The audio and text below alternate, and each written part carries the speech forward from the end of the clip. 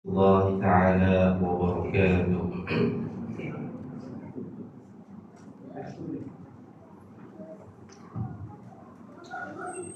بسم الله الرحمن الرحيم. الحمد لله الذي هدانا لهذا وما كنا لنهتدي لولا أن هدانا الله. أشهد أن لا إله إلا الله وحده لا شريك له وأشهد أن محمدا عبده ورسوله. اللهم صل على سيدنا محمد الفاتح لما أغلق وخاتم لما سبق والناصر الحق بالحق والهادي إلى صراطك المستقيم.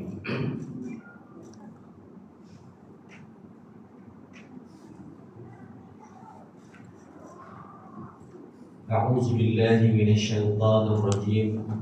واعتصموا بحبل الله جميعا ولا تفرقوا واذكروا نعمة الله عليكم إذ كنتم أعداء فألف بين قلوبكم فأصبحتم بنعمته إخوانا وكنتم على شفا حفرة من النار فأنقذكم منها كذلك يبين الله لكم آياته لعلكم تهتدون.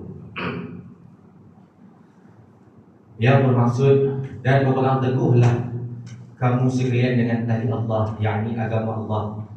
Janganlah kamu bercerai-berai dan kenangkanlah nikmat Allah kepada kamu ketika kamu bermusuh-musuhan sesama jahiliyah dulu. Lalu Allah menyatukan di antara hati kamu sehingga kamu bersatu padu dengan nikmat Islam. Maka jadilah kamu dengan nikmat Allah itu orang-orang Islam yang bersaudara. Dan kamu dahulu berada di tepi jurang neraka disebabkan kekufuran kamu semasa jahiliyah. Lalu Allah selamatkanlah kamu dari neraka itu disebabkan nikmat Islam juga. Demikianlah Allah menjelaskan kepada kamu ayat-ayat keterangannya supaya kamu mendapat petunjuk dan hidayah daripada Allah Subhanahu Wa Taala. Petikan daripada surah Al-Imran ayat 103. Alhamdulillah, syukur kepada Allah Subhanahu Wa Taala pada hari ini dapat sama-sama kita berhimpun dalam satu majlis ilmu membicarakan tentang sebuah kitab berkenaan bertajuk Anak Kunci Syurga yang dikarang oleh Syekh Abdul Qadir bin Abdul Muttalib Al-Indonesi Al-Mandili. Sebelum kita mulakan kita punya pengajian, sama-sama kita menghadiahkan Al-Fatihah kepada musannif, yakni pengarang. Al-Fatihah. A'udzubillahi minasyaitonir rajim. Bismillahirrahmanirrahim. Alhamdulillahi rabbil alamin arrahmanir rahim maliki yaumiddin iyyaka na'budu wa iyyaka nasta'in ihdinas siratal mustaqim siratal ladzina an'amta 'alaihim ghairil maghdubi 'alaihim waladdallin. Amin amin ya rabbal alamin. اللهم افتح علينا حكمتك وانشر علينا من خزائن رحمتك يا ارحم الراحمين.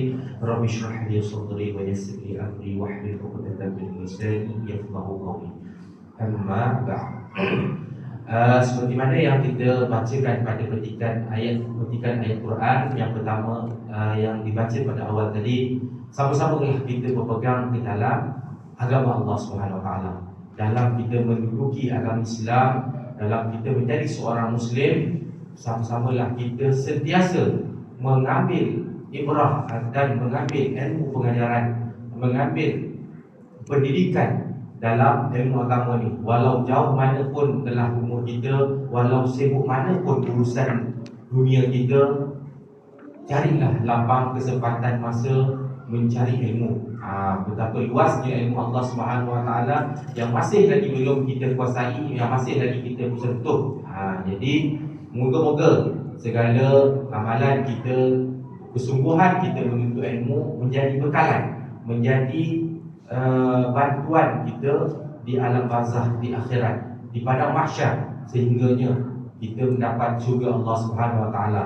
Dan khususnya pada malam ini kita membicarakan sebuah kitab Anak Kunci Syurga. Di awalnya menceritakan tentang ilmu aqaidul iman, simpulan iman. tentang akidah, tentang ketauhidan kita kepada Allah Subhanahu Wa Taala, dan tentang perkara-perkara sam'iyah, perkara-perkara nubuat, tentang kenabian, tentang sam'iyah, benda-benda yang tak dapat kita capai dilihat oleh mata akal, tapi didengar dan sampaikan datang daripada nas-nas Al-Quran, sama ada daripada Al-Quran ataupun Al-Hadis.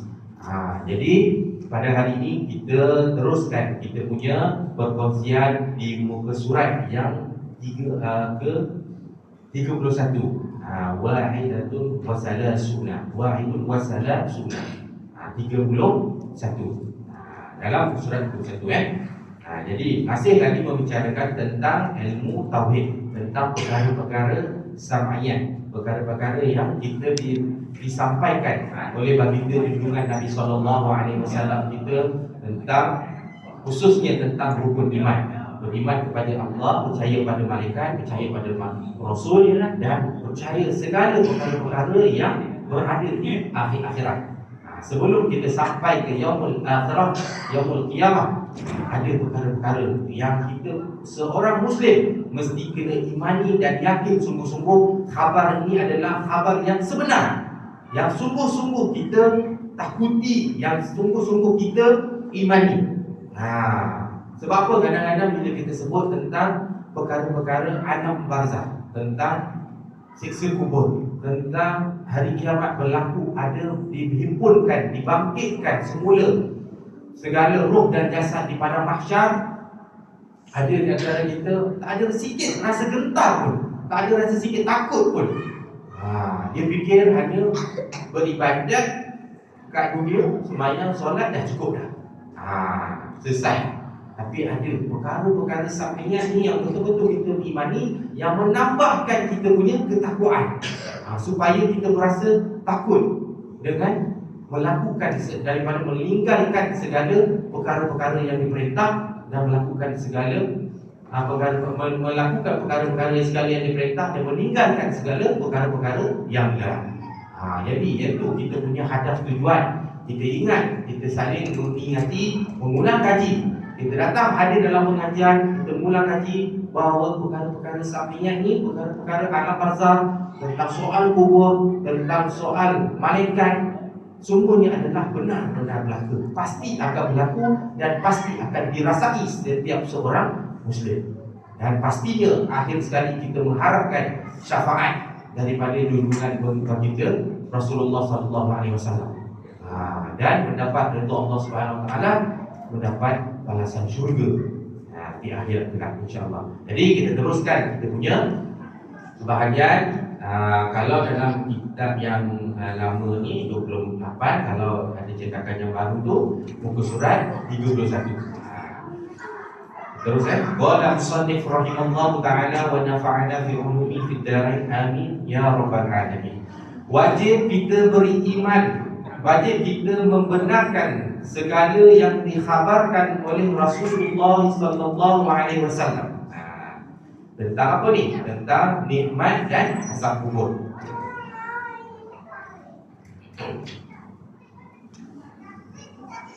Dapat Surat 31 betul kan?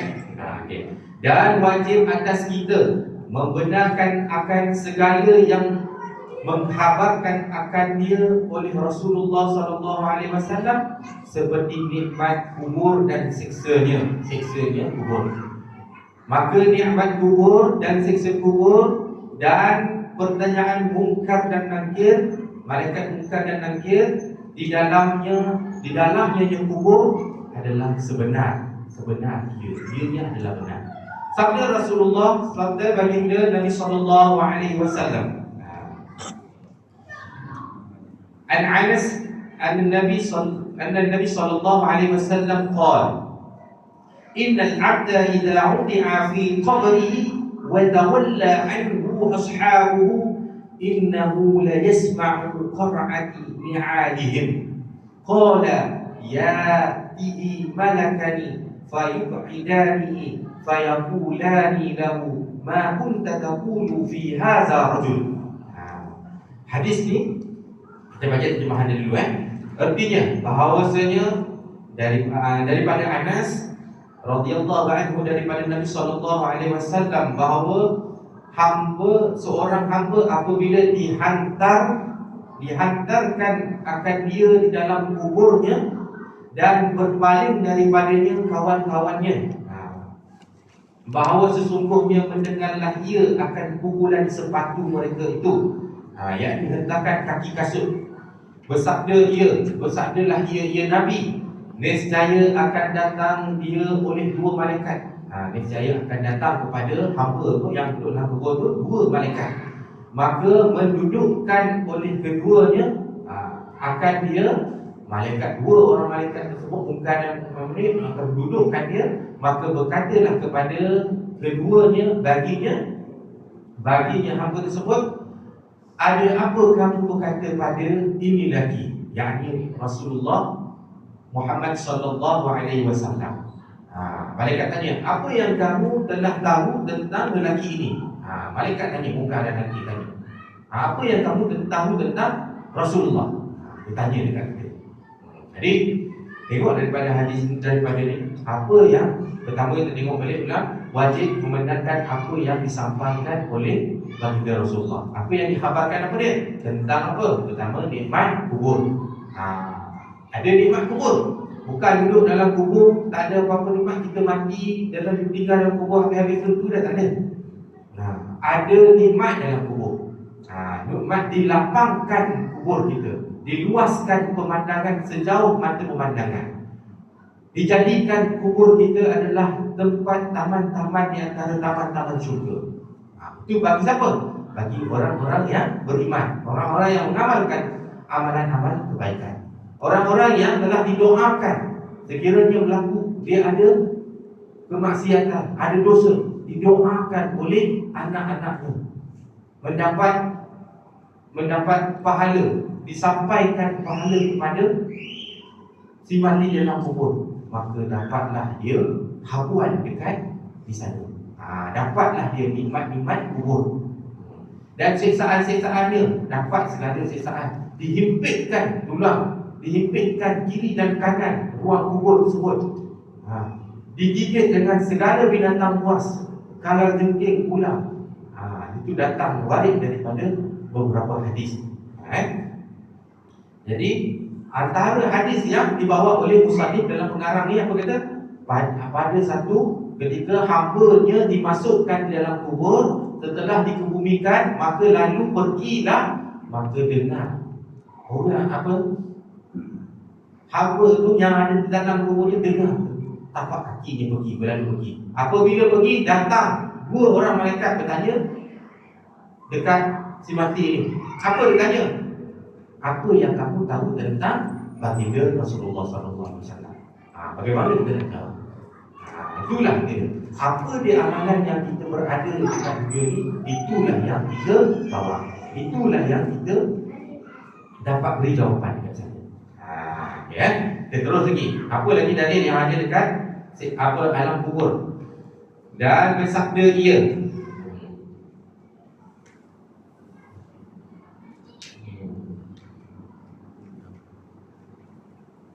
kita baca sikitlah tentang, kalau dalam kitab ni dia pendekkan hadis dia saya sambung sikit hadis dia hadis dia dua malaikat tu kita sampai kat mana? Dua malaikat datang, dia tanya, apa yang kamu tahu tentang lelaki itu?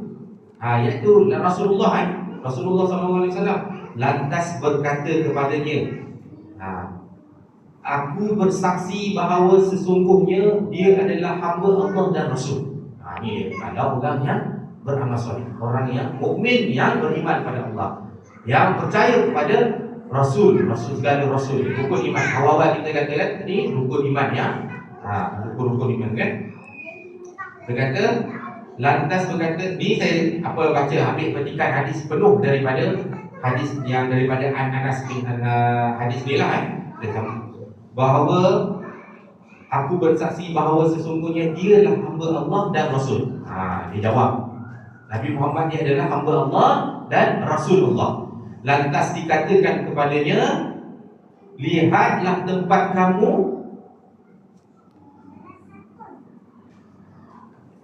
Lihatlah tempat kediaman kamu di dalam neraka, Allah telah menggantikannya dengan satu tempat di dalam syurga. Kan? Kalau kita dapat jawab tu, orang yang mukmin apabila ditanya, dijawab kenal tak lelaki ni? Siapa dia? Rasul, orang hazar rajul. Lelaki ni adalah Rasul Allah, hamba dan Rasul Allah. Maka dikatakan kepadanya, lihatlah ni tempat kamu dekat neraka, maka telah ditukarkan tempat kamu nak ke dalam syurga. Manakala orang kafir ataupun orang-orang yang munafik, aku tidak tahu, aku menyebut apa yang disebut oleh manusia yang lain. Dikatakan kepadanya, kamu memang tidak tahu dan kamu tidak mengikutinya. Kemudian dia dipukul dengan sebuah tukul yang diperbuat daripada besi. Pukulan yang tersebut dihalakan ke arah kedua telinganya, maka dia berteriak dengan satu teriak yang sangat kuat sehingga didengari oleh semua makhluk melainkan jin dan manusia. Itu dia. Kalaulah kita duduk seksa pertama-tama lagi dalam seksa dalam alam barzah, dalam kubur tu, selepas ditanya, kalau kita tak dapat jawab, kita apa amalan kita dekat dunia ni sehingga kan kita tidak dapat menjelaskan siapa dia Rasul ni, maka datanglah malaikat ni bawa satu tukul besi, ketuk sehingga di antara dua-tiga, sehingga menjerit teriakan tu didengar seluruh manusia dekat, seluruh makhluk dekat alam ni, kecuali jin dan manusia. Nauzubillah min. Jadi betapa seksa kubur tu telah berlaku jelas dalam hadis, datang dalam hadis bahawa seksa kubur tu sungguh-sungguh berlaku. Jadi adakah kita, di mana kita sekarang? Adakah kita antara orang-orang yang mendapat diberikan hidayah untuk mendapat menjawab di dalam seksa kubur, dalam soalan di dalam alam barzakh nanti? Kita terus lagi ya. Dan bersabda ia,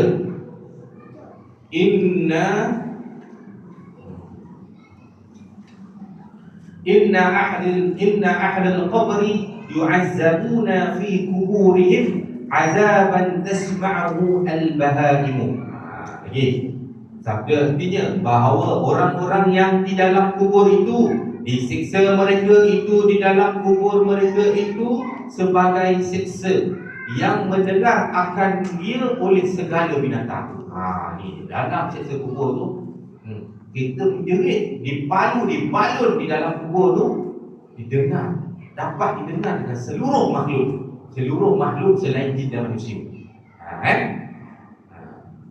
Jadi ada hadis lagi yang lain dibawa oleh pengarang, inna, dan bersabda ia, innamal qabru rawdatun min riyadil jannah atau hufratun min khufarin niran.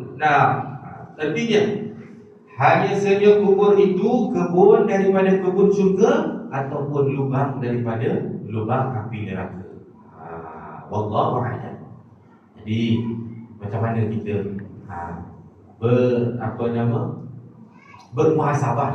bermuhasabahlah bahawa datangnya kita pengajian, kita dapat saling mengingati, tazkirah, saling mengingati kita bahawa siksa kubur itu adalah siksa yang sangat-sangat jelas, yang perlu kita imani. Kita terus lagi. Dan Nabi Muhammad sallallahu alaihi wasallam mengurniakan dia oleh Allah Subhanahu wa taala akan sebuah kolam, dengan satu kolam. Apa dia? Dan bahawa Nabi kita Muhammad sallallahu alaihi wasallam mengurnia dia oleh Allah taala akan kolam. Airnya lebih putih daripada air susu. Kolam tu, apa nama kolam tu? Nanti kita tengok. Airnya lebih putih daripada air susu, dan baunya lebih harum daripada haruman kasturi, dan bijananya, bijananya maksudnya bekasnya seperti bintang di langit pada banyaknya. Maksudnya gelasnya banyak seperti bintang di langit, banyak bekas-bekasnya. Dan barang siapa minum daripada telaga tersebut, daripada kolam tersebut, nescaya tiada hak dahaga ia selama-lamanya. Kerana sabda Rasulullah SAW yang diceritakan oleh Imam Al-Bukhari dan Imam Muslim daripada Ibnu Umar radhiyallahu anhu. Apa dia? Kita baca hadis kan? Haudi masiratu syahrin wa zawayahu sawabun wa ma'u abyadu min al-laban wa rihuhu atyabu min al-miski wa kizanuhu kanujumi as-sama man yashrabu minha fala yazma'u abadan. Apa artinya? Artinya kolam aku itu perjalanannya sebulan dan segala panjangnya dan lebarnya bersamaan. Apa maksudnya? Jauh dia kolam ni nama dia haud. Kolam haud. Ha waw dhad. Kolam ni perjalanan panjang dan lebar dia adalah seperjalanan sebulan. Banyaklah pentafsiran sebulan yang macam mana kan? Kita bincanglah, tapi dikhabarkan perjalanan luas dan panjang dan lebarnya adalah perjalanan sebulan.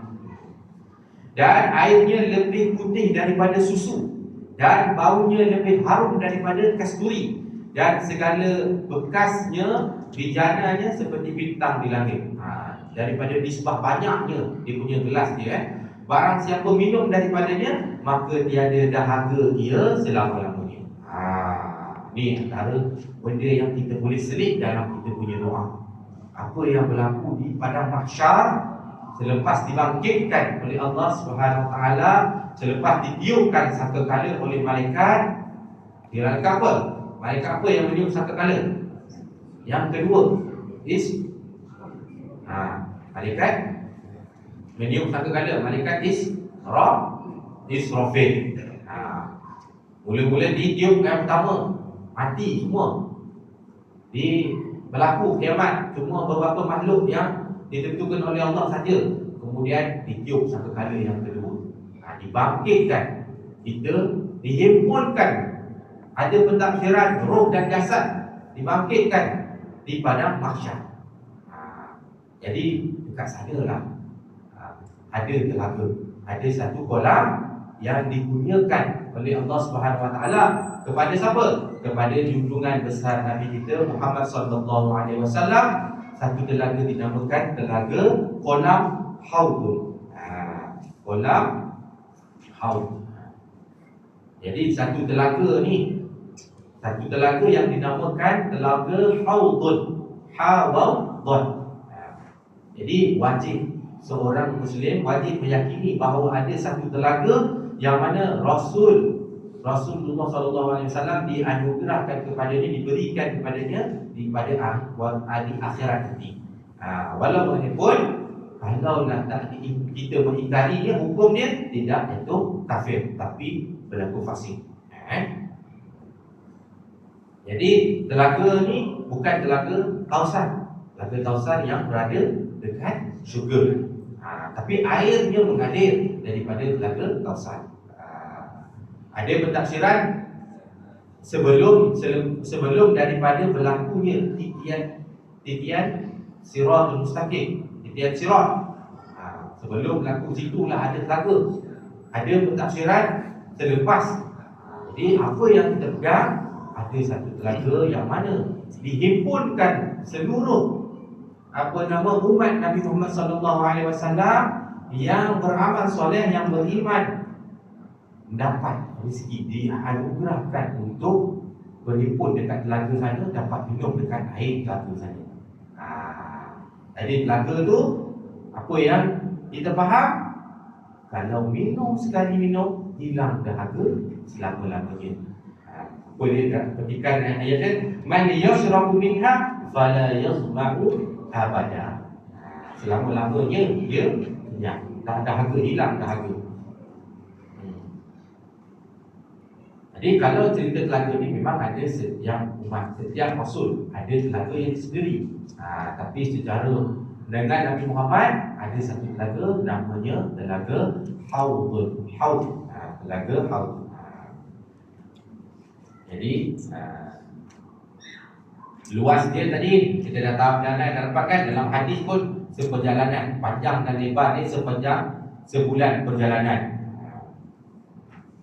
Jadi banyaklah pentafsiran hadis jauh perjalanan ni. Ada yang dikata daripada innal haudha kama baina Adan wa Amman. Haud sesungguhnya haud luasnya seperti jarak di antara Adan yakni Yaman dan Amman. Negara Amman. Amman betul-betul lah. Ada lagi Malaina Son'a wal Madinah, dan antara luasnya di antara Yaman dan Madinah. Jadi apa yang kita imani bahawa ada satu telaga yang boleh kita minta kepada Allah Subhanahu Wa Taala, ya Allah ya Tuhan kami, rezekikanlah kami untuk dapat minum di dalam telaga baginda Rasulullah Sallallahu Alaihi Wasallam. Sebab apa? Digambarkan betapa perih, jerih, dahaganya di padang mahsyar itu, sehingga kan orang cakap sampai ada mengatakan cepatlah selesaikanlah ke marhalah yang seterusnya, ke peringkat yang seterusnya. Kalau masuk neraka pun masuklah, tak apalah. Dah tak tahan sangatlah dah duduk dekat padang mahsyar ni. Betapa panasnya, betapa sempitnya, betapa busuknya. Kat sana banyak kalau kita pelajari, kita ikut tengok dalam kitab yang kita kisah bagaimana keadaan di padang mahsyar, sangat menggerunkan. Jadi mohon pada Allah Subhanahu Wa Taala semoga kita mendapat dua benda. Pertama, dapat syafaat daripada Rasulullah Sallallahu Alaihi Wasallam. Kedua, pada mahsyar tu kita dapat minum dekat telaga Rasulullah Sallallahu Alaihi Wasallam. Jadi apa lagi dapat kita kongsikan dekat telaga sana Kalau warna dia, tapi dah dapat dah tadi dalam hadis, warna dia seperti susu, bau dia lebih wangi daripada haruman kasturi. Okay. Jadi siapa dia pula yang tak boleh minum ni? Yang tak dapat minum ni siapa dia? Siapa yang dikecualikan, dihalau, diusir daripada meneguk minum dekat telaga Haud? Orang yang datang untuk minum adalah ada pelbagai tujuan. Antaranya untuk menghilangkan dahaga, merasa kelazatan dan kenikmatan, supaya dapat mencepatkan dapat rasa gembira. Orang yang beriman dapat rasa gembira, tak sabar nak masuk dalam syurga. Di sekitar telaga tersebut ada kanak-kanak dan perempuan, semuanya orang Islam. Mereka mengenakan pakaian daripada sutera dan sapu tangan daripada nur, sambil membawa cerek daripada perak dan gelas daripada emas. Mereka memberi minum kepada ibu bapa mereka yang redha dengan kematian mereka. Budak-budak ni, budak-budak kecil ni, dia memberi minum kepada ibu bapa yang mereka, yang ibu dan bapa mereka redha mereka ketika mereka mati. Walau bagaimanapun mereka tidak diizinkan untuk minum kepada ibu bapa yang tidak mendapat keredaan. Dan ada lagi yang diusir daripada minum di telaga Rasulullah ni. Orang yang diusir tidak dapat minum daripada Haud selamanya ialah mereka orang-orang kafir.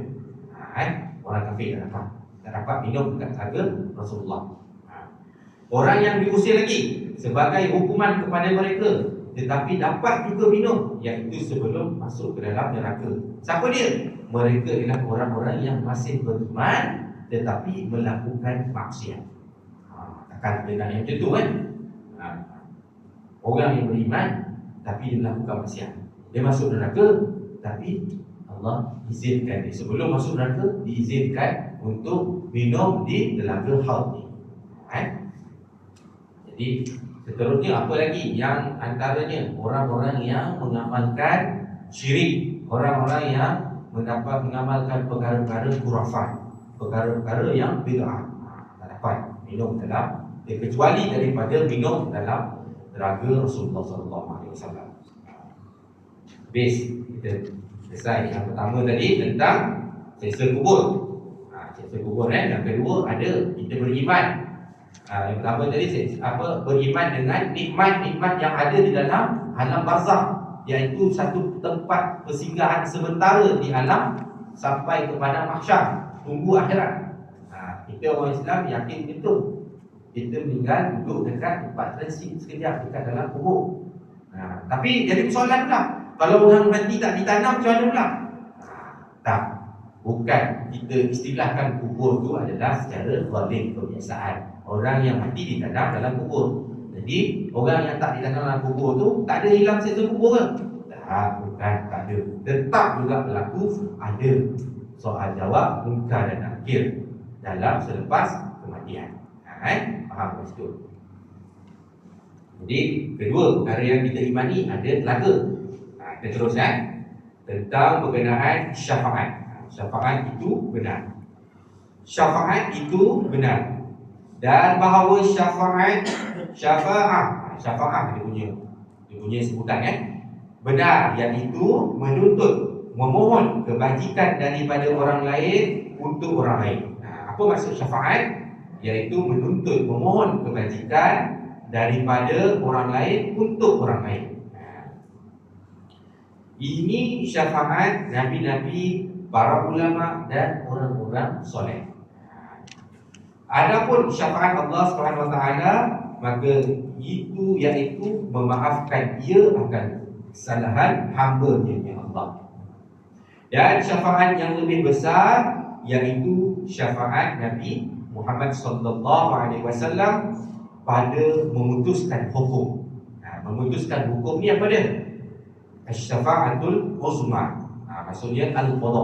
Al-qada ni telah ijma' ulama ke atasnya. Apa maksudnya ni? Syafaat Nabi Muhammad sallallahu alaihi wasallam pada memutuskan hukum. Maksud ni lah, maksudnya pada mahsyar tu sebelum hukum qada, pelaksanaan hukuman dilaksanakan.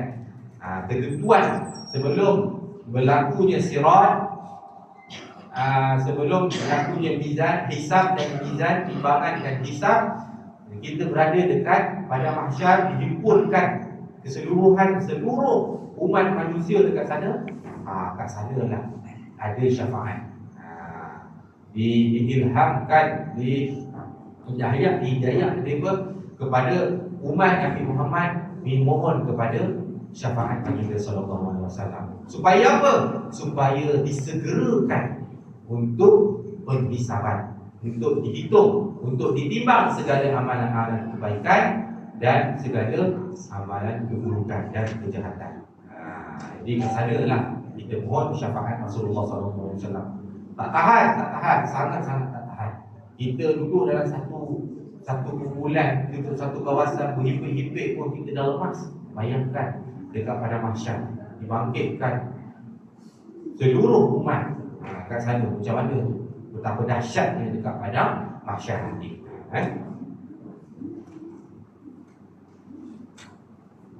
Jadi syafaat tu bagi maksud dia macam mana? Baginda memohon kepada Allah, apabila kita Rasulullah memohon kepada Allah untuk disegerakan hukum al-qada. Hukum tu lah Allah minta segerakan. Rasulullah mohon kepada Allah, ya Allah segerakanlah hukuman al-qada, penghakiman tetap kepada umatnya, supaya ketakutan dan huru-hara yang berlaku di padang mahsyar berkurangan. Kerana selepas itu mereka akan dipindahkan ke marhalah yang seterusnya. Marhalah tu tempat ataupun peringkat-peringkat seterusnya. Sebab kita ada peringkat kan, ada mizan, ada hisab, ada sirat. Jadi ada ni dalam kitab sikit dia bicarakan. Terus lagi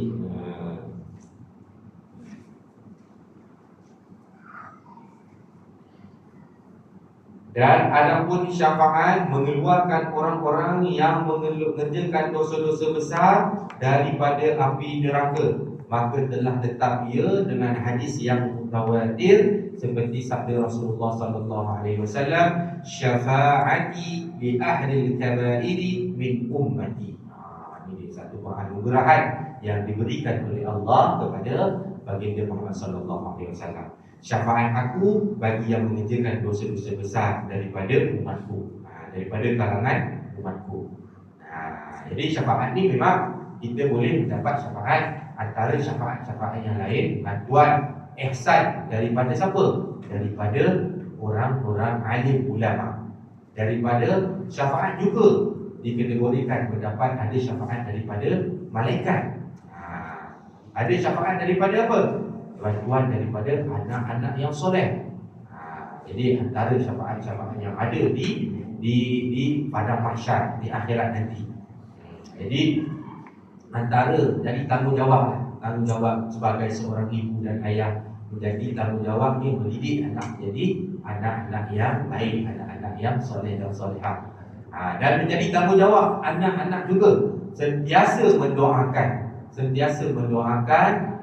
menghadiahkan segala apa yang kita kerjakan kebaikan, kita mohon menjadi syafaat, menjadi bantuan kepada siapa? Kepada kedua ibu bapa kita. Itu antara amalan yang kita boleh amalkan. Kita mohon, kita doa kepada Allah, kita buat kebaikan, kita bersedekah walaupun sedikit. Kita doakan, ya Allah, jadikanlah sedekah aku ini adalah menjadi syafaat, bantuan untuk ibuku dan ayahku dekat dalam mana? Dekat alam barzakh. Dekat mana? Di akhirat kelak. Boleh kita doa sedemikian, kan? Jadi terus lagi sikit.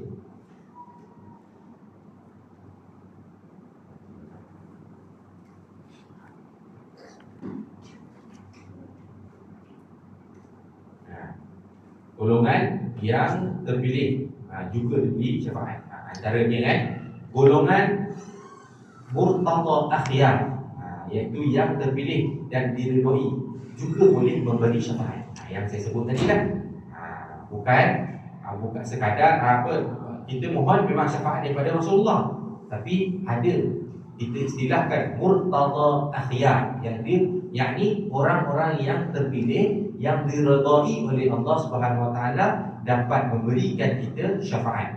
Syafaat tadi apa dia maksud dia? Minta mohon bantuan daripada yang lain kepada orang lain, meminta kebaikan daripada orang lain untuk orang lain. As-su'alul khair min ghairi ila ghairi.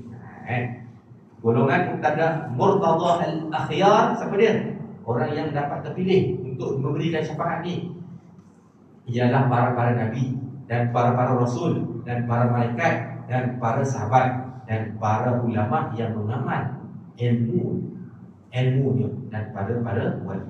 Mereka boleh memberi syafaat kepada orang-orang yang melakukan dosa besar mengikut kedudukan mereka di sisi Allah. Kita lihat dulu sekejap dekat azan isya.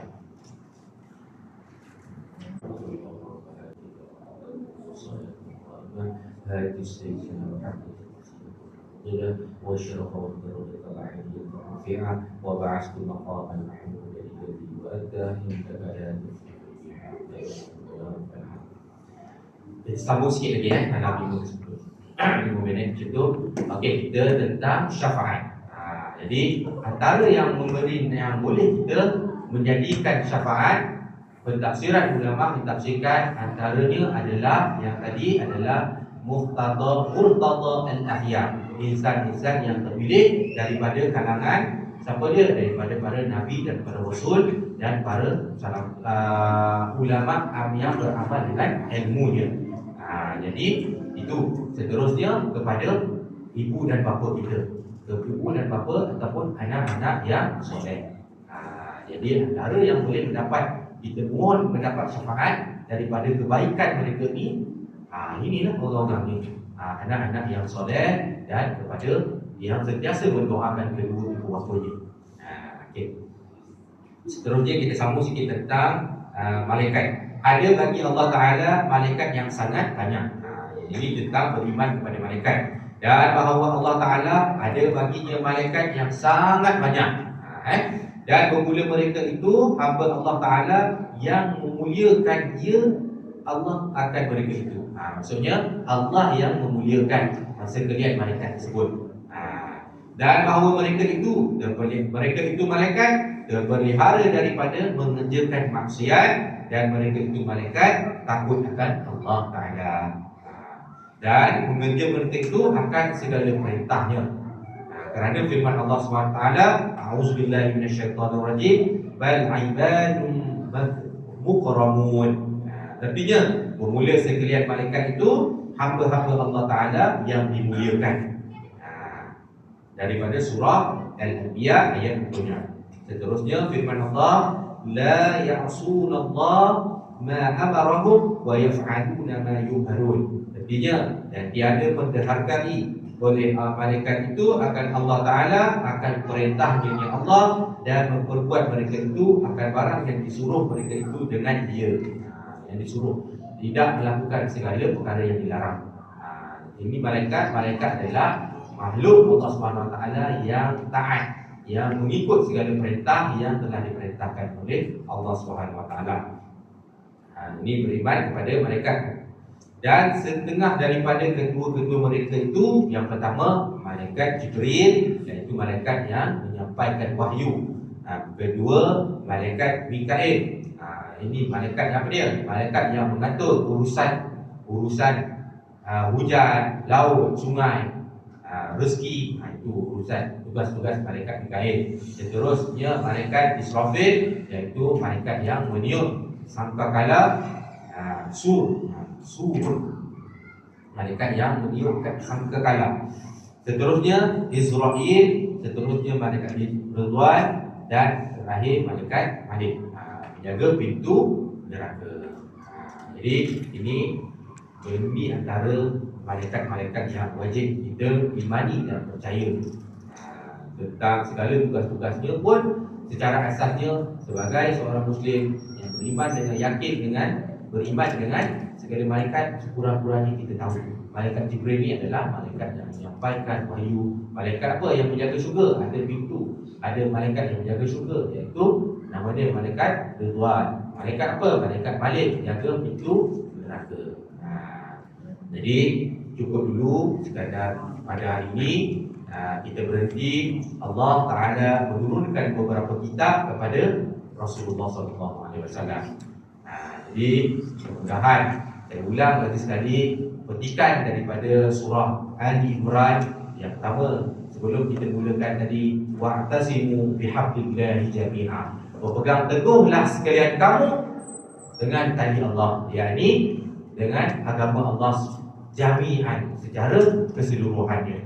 Apa maksudnya jami'annya? Jami'an secara keseluruhan, mentafsir, ada tafsir kan, kita terimalah agama Islam ni secara keseluruhannya, secara juzuk-juzuknya yang terkandung dalam agama Islam, daripada segi syariatnya, daripada segi tauhidnya, daripada segi tasawufnya, segala himpun ilmu yang ada dalam agama Islam ni kita terima seluruhnya. Bukan kita amal, kita pegang syariat kita sungguh-sungguh, tapi daripada segi akhlaknya kita tak ada. Kita tak beradab, kita tak mempunyai adab yang baik, kita tak ada langsung mempelajari sedikit pun ilmu tasawuf. Jadi kita ambil keseluruhannya, pegang sungguh agama Allah. Seterusnya ada mentafsirkan jami'an. Jami'an itu adalah secara berjamaah. Kita carilah ilmu, kita himpunlah ilmu bersama-sama. Janganlah kita tinggalkan kawan kita yang lain yang tak dapat apa. Janganlah kita, kalau ada pengajian sama-sama kita ajak kawan kita, ajak yang lain, kita kempen. Kadang kita ada dalam grup WhatsApp, ada pengajian ustaz, ada ustaz Huzaifah, ada ustaz ni kan, daripada pengajian kita yang susun, kempen sama-sama kita datang pengajian. Bersama-sama. Wa'tasimu bihablillahi jami'an. Jadi kita mohon juga, moga-moga menjadi syafaat juga amalan kebaikan. Kita mengajak kebaikan juga, kita mendapat ada menjadi syafaat juga, menjadi bantuan kita dekat mana? Dekat alam kubur yang kita telah pelajari tadi kan. Jadi wallahu a'lam, yang buruk adalah, yang salah adalah kelemahan daripada diri saya sendiri, yang baik adalah datang dari Allah SWT. Jadi kita tanggung dulu kajian kita pada hari ini. InsyaAllah kita sambung lagi 2 minggu hadapan. Wallahu a'lam. Kita tutup dengan surah Al-Asr.